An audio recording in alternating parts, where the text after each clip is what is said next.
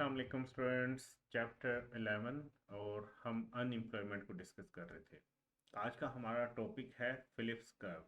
ठीक है, Phillips curve क्या है इसको समझते हैं। बेसिकली फिलिप्स एक इकोनॉमिस्ट का नाम है जिसने इस कर्व के बारे में एक थ्योरी पेश की थी, तो इस कर्व को फिलिप्स के ही नाम से एसोसिएट कर दिया गया और इसको हम कहते ही फिलिप्स कर्व है। थोड़ा सा फिलिप्स कर्व के बारे में पढ़ते हैं, ये सॉरी फिलिप्स के बारे में करते हैं। 1958 में एक इकोनॉमिस्ट था न्यूजीलैंड का जिसका नाम था विलियम फिलिप्स। ठीक है, उसने एक स्टडी पब्लिश की थी जिसके अंदर उसने एक लिंक डेवलप किया था अनएम्प्लॉयमेंट और वेज मनी के ऊपर, मतलब इन्फ्लेशन के दरमियान में। ठीक है, उसने इन्फ्लेशन और अनएम्प्लॉयमेंट के दरमियान में ना एक रिलेशन एस्टेब्लिश किया था अपनी थ्योरी के जरिए। तो एक कर्व उसने बनाई थी जिसको हम फिलिप्स कर्व के नाम से जानते हैं। फिलिप्स कर्व कहती क्या है? ठीक है, फिलिप्स के मुताबिक, अकॉर्डिंग टू फिलिप्स कर्व, ठीक है, उसके मुताबिक फिलिप्स कर्व जो है, there is inverse relation between unemployment बेरोजगारी और वेज इन्फ्लेशन के दरमियान उसने कहा कि एक नेगेटिव रिलेशन है। अनएम्प्लॉयमेंट और इन्फ्लेशन के दरमियान में उसने कहा कि नेगेटिव रिलेशन है। अच्छा, किसी हद तक इसकी बात को जस्टिफाई किया जा सकता है। हमने कहा था कि अगर ये हमारी short run aggregate supply curve है, ये long run aggregate supply curve है, तो ये फुल एम्प्लॉयमेंट लेवल है। ठीक है, यहाँ पे हमारे सारे लेबर जो है उनके पास जॉब होगी।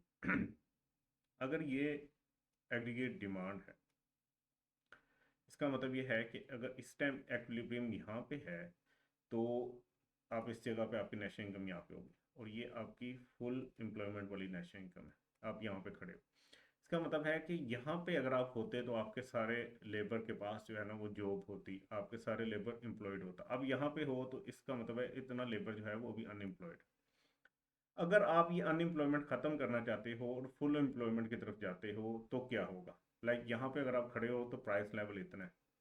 अगर आप एग्रीगेट डिमांड इस साइड पे शिफ्ट कर लेते हो, गवर्नमेंट स्पेंडिंग ज़्यादा कर देती है, जी ज़्यादा हो जाता है, तो यहाँ पे अगर आप आ जाते हो, एग्रीगेट डिमांड बढ़ के यहाँ पे आ जाती है, तो अनएम्प्लॉयमेंट तो कम हुई।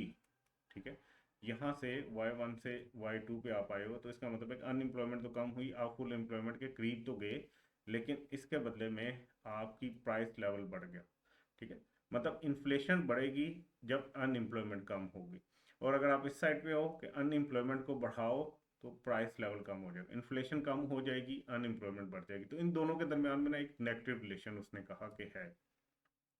एक इकोनॉमी दोनों में से किसी एक को रख सकती है। अगर वो अनएम्प्लॉयमेंट कम करने जाएगी तो इन्फ्लेशन आ जाएगी, इन्फ्लेशन कम करने जाएगी तो अनएम्प्लॉयमेंट आ जाएगी। इस थ्योरी को उसने एक्सप्लेन किया, उसने कहा कि आपके पास ना एक ट्रेड ऑफ है। आप या तो अनएम्प्लॉयमेंट कम कर सकते हो तो इन्फ्लेशन को फेस करना पड़ेगा, इन्फ्लेशन कम करना चाहोगे तो अनएम्प्लॉयमेंट को फेस करना पड़ेगा। उसने कहा trade off between inflation and unemployment, ये कब जो है ना ये आपको ये बताती है। अच्छा, इसके पीछे रीजन क्या है, ऐसा क्यों होता है? एज अनएम्प्लॉयमेंट फॉल, वो कहता है कि अगर आप इस साइड पे जाते हो, अनएम्प्लॉयमेंट को कम करते हो, तो इसका मतलब है कि लोगों के पास अब रोजगार है, सब लोगों के पास, तो लेबर शॉर्टेज जो है ना वो स्टार्ट हो जाएगी। ठीक, क्योंकि जितने भी स्किल्ड लेबर होंगे वो सारे अब सप्लाई में कम होंगे, सबके पास जॉब होगी। अब क्या होगा कि अगर किसी ने जो है वो स्किल्ड लेबर को हायर करना है तो उसको वेज जो है ना वो बढ़ा के उसको ऑफर करनी पड़ेगी। आप सोचो कि एक एरिया है, एक इकोनॉमी है जिसमें 10 बंदे हैं, उनमें से 8 के पास जॉब है। अब एक और बिजनेस आ रहा है, वो उसको 4-5 बंदे चाहिए, सो एक आधा तो वैसे ही अनएम्प्लॉयड है, वो उसको हायर कर लेगा। बाकियों को अगर उसने पहली जॉब से छुड़वा के अपने पास लाना है तो उसको वेजेस बढ़ानी पड़ेंगी। जब वो वेजेस बढ़ाएगा तो दूसरे बंदे के पास शॉर्टेज हो जाएगी, अब उसके पास कम होंगे तो वो उससे वापस लाना चाहेगा तो उसको मजीद वेजेस बढ़ाने पड़ेंगे।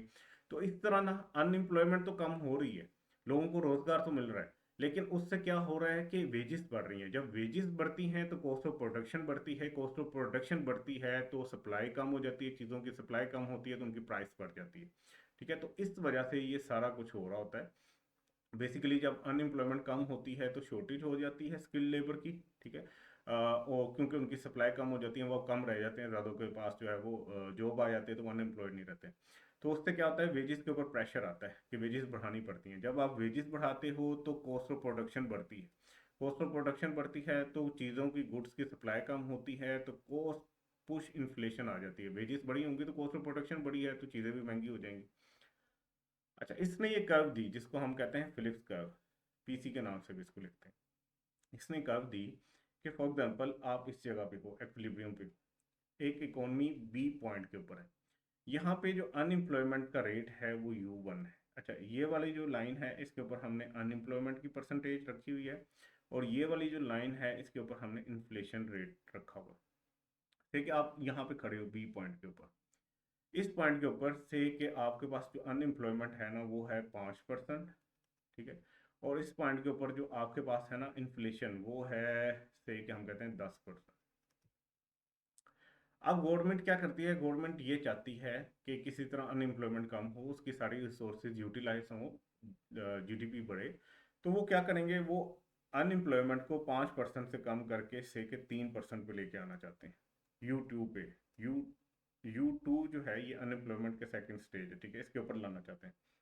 अनएम्प्लॉयमेंट को 5% से कम करके 3% पे गवर्नमेंट लाना चाहती है। अगर वो ये करेगी तो उससे क्या होगा, प्राइसेस बढ़ के P2 पे चली जाएंगी, से कि वो 20 या 30% हो जाएंगी। ठीक है, तो एक कर्व बनेगी। अगला जो एक्विलिब्रियम बनेगा ना अनएम्प्लॉयमेंट और इन्फ्लेशन के दरमियान, वो पॉइंट ए बनेगा। इस पॉइंट के ऊपर आपने अनएम्प्लॉयमेंट तो कम करके 3% पे कर ली, लेकिन इससे हुआ क्या कि आपकी इन्फ्लेशन जो है या इन्फ्लेशन का जो रेट है वो 10 से 30 पे चला गया। तो आपको इन दोनों में ट्रेड ऑफ करना पड़ेगा। अगर आप इसको कम करना चाहते हो इन्फ्लेशन को, तो से कि आप अगर इसको कम करोगे, प्राइसेस कम करना चाहते हो, तो आप कुछ लेबर को निकाल दोगे तो दोबारा अनएम्प्लॉयमेंट बढ़ जाएगी।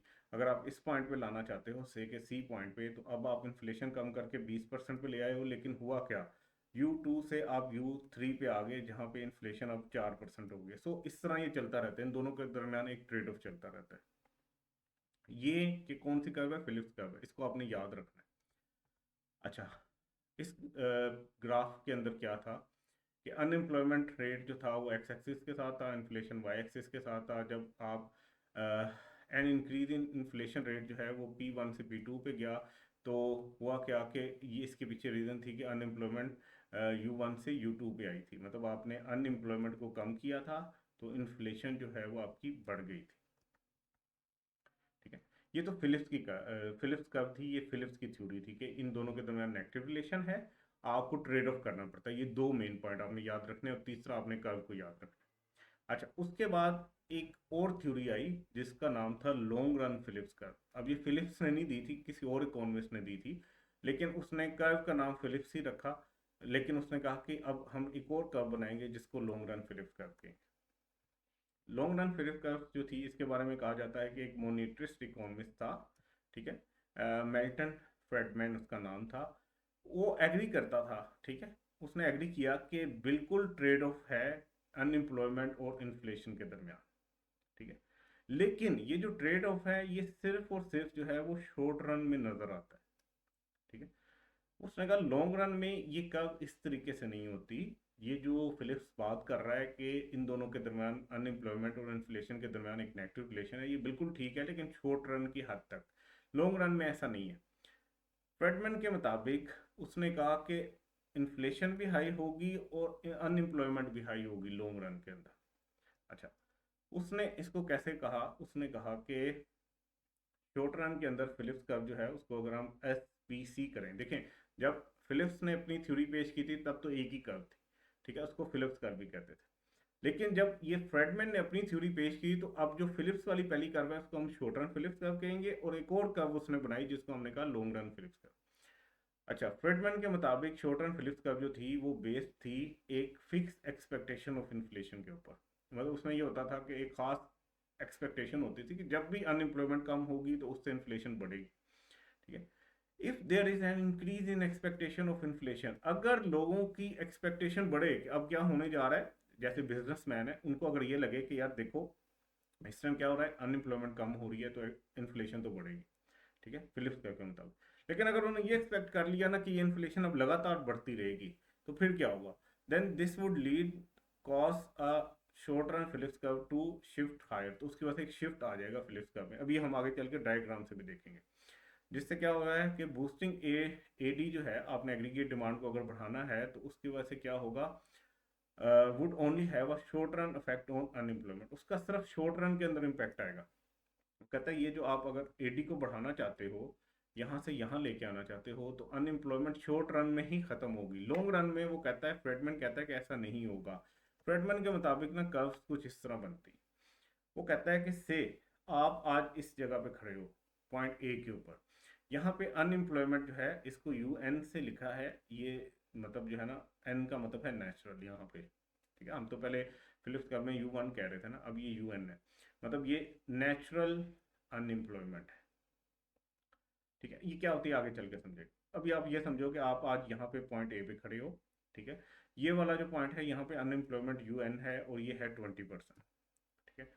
अगर एक गवर्नमेंट ये चाहती है कि अनएम्प्लॉयमेंट कम हो और वो एग्रीगेट डिमांड बढ़ाना चाहती है, तो वो से कि अपनी स्पेंडिंग बढ़ा के एग्रीगेट डिमांड को बढ़ा लेती है, तो उससे होगा क्या, शॉर्ट रन में आप कर्व के इस पॉइंट पे पहुंच जाओगे जहां पे आपकी अनएम्प्लॉयमेंट 20% से कम होके 10% पे आ जाएगी, और जहां पे ए पॉइंट के ऊपर आपकी इन्फ्लेशन 5% थी, अब वो बढ़ के 8% पे चली जाएगी। ये तो थी short run Phillips curve one. अब फ्रेडमैन कहता है कि जब ये सिचुएशन होगी ना कि आप अनएम्प्लॉयमेंट कम करोगे, जिससे क्या होगी, इन्फ्लेशन बढ़ेगी। जब इन्फ्लेशन बढ़ेगी ना, तो जितने भी स्किल लेबर इस टाइम काम कर रहे हैं वो महंगे हो रहे होंगे आपको, जैसे शॉर्ट टर्म फिलिप्स का में हमें कहा कि क्योंकि वो सप्लाई में कम है इस टाइम, लोग बेरोजगार कम है, तो जॉब्स जो है वो पहले से फिल हुई हुई है। तो अब किसी को अगर चाहिए एक स्किल्ड लेबर, तो उसको कहीं और से हायर करना पड़ेगा हायर वेज के ऊपर, तो इस तरह क्या होगी, वेजेस लोगों की हाई होना शुरू हो जाएगी। अब जब फर्म्स ये करेंगे ना कि यार ये वेजेस तो हाई होती जा रही है, हमें तो चीज़ें महंगी पड़ रही हैं बनाने में, तो प्रॉफिट नहीं हो रहा, वो क्या करेंगे, वो लोगों को निकालना शुरू कर देंगे। तो जब निकालेंगे ना, तो इस शॉर्ट टर्म फिलिप्स कर्व में एक शिफ्ट आ जाएगा इस साइड पे, और एक नई शॉर्ट टर्म फिलिप्स कर्व बन जाएगी जिसको हम कहते हैं short term Phillips curve two. और आप दोबारा इस पॉइंट सी पे आ जाओगे। इस पॉइंट सी के ऊपर हो क्या रहा है कि आपने महंगाई भी बढ़ा ली, पॉइंट ए से बी पे जब गए तो आपने इन्फ्लेशन भी 5 से 8% कर ली, और फर्म्स ने जब लोगों को निकाला, तो उसके बाद फिर आप सी पे जब आए तो दोबारा अनएम्प्लॉयमेंट भी 20 पे ले आए। मतलब हो क्या रहा है कि ट्रेड ऑफ खत्म हो गया है। अब हो ये रहा है कि अनएम्प्लॉयमेंट आप कम करते हो, इन्फ्लेशन बढ़ती है। अब इन्फ्लेशन बढ़ते बढ़ते जिस पॉइंट पे आ चुकी है, इस पॉइंट के ऊपर लोगों को जॉब से निकालना शुरू कर देंगे लोग, आपकी अनएम्प्लॉयमेंट भी दोबारा उसी पॉइंट पे आ जाएगी। ठीक है, सेम आप दोबारा अगर पॉइंट सी पे हो और आपकी अनएम्प्लॉयमेंट 20% है, आप इसको कम करना चाहते हो, ठीक है, तो आप इसको जब कम करोगे तो से कि आप यहाँ डी पॉइंट पे आ जाओगे। डी पॉइंट पे आओगे तो अनएम्प्लॉयमेंट तो अब आपकी जो है ना वो से 10% पे आ गई, लेकिन उससे होगा क्या कि इन्फ्लेशन हो सकता है 12% पे चली जाए। जब 12% पे जाएगी तो फर्म्स और लोगों को निकालेगी और एक नई शिफ्ट आ जाएगी, जिससे एक नई शॉर्ट रन फिलिप्स कर्व बन जाएगी, और आप दोबारा इन्फ्लेशन भी बढ़ा बैठे और दोबारा अनएम्प्लॉयमेंट जो है वो 20% पे आ जाएगी। तो फ्रेडमैन के मुताबिक ये एक लॉन्ग रन फिलिप्स कर्व होती है जो हमेशा लॉन्ग रन के अंदर बनती रहती है, जो कि बिल्कुल स्ट्रेट होती है। मतलब आपका एक अनएम्प्लॉयमेंट की परसेंटेज है जो नेचुरल है, इसको आप कम नहीं कर सकते, ठीक है। आप कम करने जाओगे तो आप इन्फ्लेशन बढ़ा बैठोगे और दोबारा अनएम्प्लॉयमेंट उतनी ही आ जाएगी, क्योंकि शॉर्ट टर्म फिलिप्स कर्व में शिफ्ट आना शुरू हो जाएगा। तो ये फ्रेडमैन की थ्योरी थी, ठीक है। तो वो इसको अब एक्सप्लेन किया जा रहा है इस डायग्राम को, कि इकोनॉमी जब थी वो एक्विलिब्रियम पे थी, ए पॉइंट पे थी, there is increase in government spending, तो गवर्नमेंट ने क्या किया, एग्रीगेट डिमांड को बढ़ाने के लिए अपनी स्पेंडिंग बढ़ाई, ठीक है, जिससे अनएम्प्लॉयमेंट डिक्रीज हुई, लोगों को कारोबार मिला।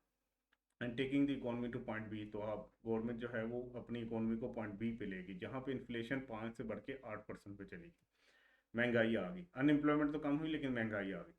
पॉइंट बी पे जब आप गए तो फर्म्स को लगा कि कॉस्ट जो है ना इंडिविजुअल वेज की वो इंक्रीज हो गई है, ठीक है, तो जिससे आउटपुट कम हो रही है, तो अनएम्प्लॉयमेंट बढ़ती जाएगी। मतलब अब उन्होंने क्या करना है, लोगों को निकालना शुरू कर देना, तो शॉर्ट रन फिलिप्स कर्व में एक शिफ्ट आएगा और वो शॉर्ट रन फिलिप्स कर्व 2 बन जाएगी। कंक्लूजन क्या है इस थ्योरी का, this mean that in the short run a trade off में अकर, शॉर्ट रन में तो फिलिप्स कर्व काम करती है, इन्फ्लेशन और अनएम्प्लॉयमेंट में ट्रेड ऑफ होता है। However, in long run, it is not possible to expand beyond the vertical long run Phillips curve. Long run में पॉसिबल नहीं है कि आप लॉन्ग रन फिलिप्स कर्व से हट के अपनी अनएम्प्लॉयमेंट के रेट को कम कर लो। ये जो स्ट्रेट लाइन बनी थी लॉन्ग रन फिलिप्स कर्व, ये कहलाती है नेचुरल रेट ऑफ अनएम्प्लॉयमेंट। मतलब ये एक नेचुरल रेट है, इतने लोग तो एक इकोनॉमी में हर टाइम अनएम्प्लॉयड ही रहेंगे। आप उसको कम करने की कोशिश करोगे, महंगाई भी बढ़ा लोगे, वापस इतनी अनएम्प्लॉयमेंट आ जाएगी। वर्टिकल लॉन्ग रन फिलिप्स का state there is no trade off in long run. तो इस थ्योरी के मुताबिक लॉन्ग रन के अंदर इन्फ्लेशन और अनएम्प्लॉयमेंट में कोई ट्रेड ऑफ नहीं है। ठीक है, आप नेचुरल रेट ऑफ अनएम्प्लॉयमेंट के बारे में पढ़ लेते हैं, NRU भी इसको कहते हैं। टाइप क्या है, वॉलंटरी अनएम्प्लॉयमेंट में आती है। Even when the labour market is in equilibrium, even के अगर एक्विलिब्रियम में हो, there is a level of unemployment exist in the economy जो कि अनफेवरेबल है। हमेशा एक अनएम्प्लॉयमेंट का रेट रहता ही रहता है जो कि अनफेवरेबल होता है, लेकिन उतने लोग जो है ना अनएम्प्लॉयड रहेंगे ही रहेंगे। इसको हम कहते हैं इसको हम कहते हैं नेचुरल रेट ऑफ अनएम्प्लॉयमेंट। ये दो वजह से आ रही होती है, एक फ्रिक्शनल अनएम्प्लॉयमेंट की वजह से और स्ट्रक्चरल अनएम्प्लॉयमेंट की वजह से। तो ये आपने फॉर्मूला भी याद करना है। नेचुरल रेट ऑफ अनएम्प्लॉयमेंट क्या है, frictional unemployment plus structural unemployment. ठीक है, सो हमारा चैप्टर 11 जो है वो ख़त्म हो गया। इंशाल्लाह नेक्स्ट वीडियो के अंदर हम अपना नेक्स्ट चैप्टर स्टार्ट करेंगे। अपना ख्याल रखिएगा, अल्लाह हाफिज़।